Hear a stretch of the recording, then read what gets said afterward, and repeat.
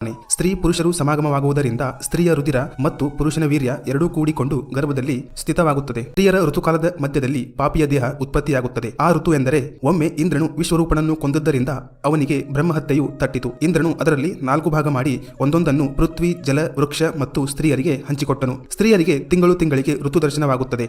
ಆ ಕಾಲದಲ್ಲಿ ಪುತ್ರೋತ್ಪತ್ತಿಯಾದರೆ ಬ್ರಹ್ಮಹತ್ಯೆಯ ದೋಷದಿಂದ ಆ ಕಾಲಕ್ಕೆ 3 ದಿವಸ ಸ್ತ್ರೀ ಅಪವಿತ್ರವಿರುತ್ತಾಳೆ. ಆ ಕಾಲದಲ್ಲಿಯೇ ಪಾಪಿ ಪುರುಷನ ದೇಹೋತ್ಪತ್ತಿಯಾಗುತ್ತದೆ. ಋತು ದರ್ಶನವಾದ ಮೊದಲನೇ ದಿವಸ ಚಾಂಡಾಲಿನಿ ಇರುತ್ತಾಳೆ, 2ನೇ ದಿವಸ ಬ್ರಹ್ಮಘಾತಿನಿಯಂತೆ ಮತ್ತು 3ನೇ ದಿವಸ ಅಗಸಗಿತ್ತಿಯಂತೆ ಅಸ್ಪೃಶ್ಯವಿರುತ್ತಾಳೆ. ಈ 3 ದಿನಗಳಲ್ಲಿಯೇ ನರಕದಿಂದ ಬಂದ ಜೀವಿಯು ಹುಟ್ಟುತ್ತಾನೆ. ಇನ್ನು ಗರ್ಭದಿಂದ ಹುಟ್ಟುವ ಕ್ರಮ ಹೀಗಿದೆ. ಪರಮಾತ್ಮನಿಂದ ಪ್ರೇರಿತವಾಗಿ ಪೂರ್ವಕೃತ ಕರ್ಮದಿಂದ ಜೀವಿಯು ದೇಹಧಾರಣಕ್ಕಾಗಿ ಪುರುಷನ ವೀರ್ಯಬಿಂದುವಿನ ಆಶ್ರಯದಿಂದ ಸ್ತ್ರೀಯ ಉದರದಲ್ಲಿ ಪ್ರವೇಶ ಮಾಡುತ್ತದೆ.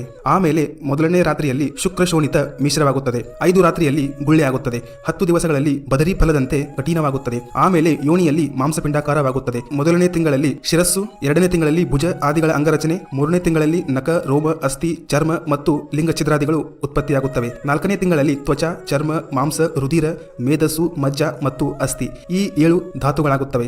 5ನೇ ತಿಂಗಳಲ್ಲಿ ಹಸಿವು, ನೀರಡಿಕೆಗಳು ಉತ್ಪನ್ನವಾಗುತ್ತವೆ. 6ನೇ ತಿಂಗಳಲ್ಲಿ ಜರಾಯು ವೇಷ್ಟನದಿಂದ ಅಬಾಧಿತವಾಗಿ ಕುಕ್ಷಿಯಲ್ಲಿ ಚಲಿಸುತ್ತದೆ. ಆಮೇಲೆ ತಾಯಿಯು ತಿಂದ ಅನ್ನಪಾನಾದಿಗಳಿಂದ ಬೆಳೆಯುತ್ತಾ ಆ ಗರ್ಭದಲ್ಲಿಯ ಜೀವಿಯು ವಿಷ್ಟ, ಮೂತ್ರಾದಿ ದುರ್ಗಂಧಯುಕ್ತ ಸ್ಥಾನಗಳಲ್ಲಿ ಹುಟ್ಟುವ ಜಂತುಗಳಂತೆ ಉದರದಲ್ಲಿ ಶಯನ ಮಾಡುತ್ತದೆ. ಉದರದಲ್ಲಿದ್ದ ಕ್ರಿಮಿಜೀವಿಗಳಿಂದ ಕಚ್ಚಲ್ಪಟ್ಟು ಅದರ ಅಂಗವು ದುಃಖಿತವಾಗುತ್ತದೆ ಮತ್ತು ಮೇಲಿಂದ ಮೇಲೆ ಮೂರ್ಛೆ ಹೋಗುತ್ತದೆ. ಅಪ್ಯಾಯನಿ ಎಂಬ ನಾಡಿಯಿಂದ ಆ ಗರ್ಭಜೀವಿಯ ನಾಭಿ ಮತ್ತು ಸ್ತ್ರೀಯ ಕರುಳದಿಂದ ಬದ್ಧವಾಗಿದ್ದು ತಾಯಿಯು ಸೇವಿಸಿದ ಆಹಾರದಿಂದ ಅದು ಬೆಳೆಯುತ್ತದೆ. ತಾಯಿಯು ತಿಂದ ಅತಿ ಒಗರು, ಖಾರ, ಉಷ್ಣ, ಲವಣ, ಆಮ್ಲ ಮುಂತಾದ ಪದಾರ್ಥಗಳಿಂದ ಅದರ ಕೋಮಲ ದೇಹಕ್ಕೆ ವೇದನೆಯಾಗುತ್ತದೆ.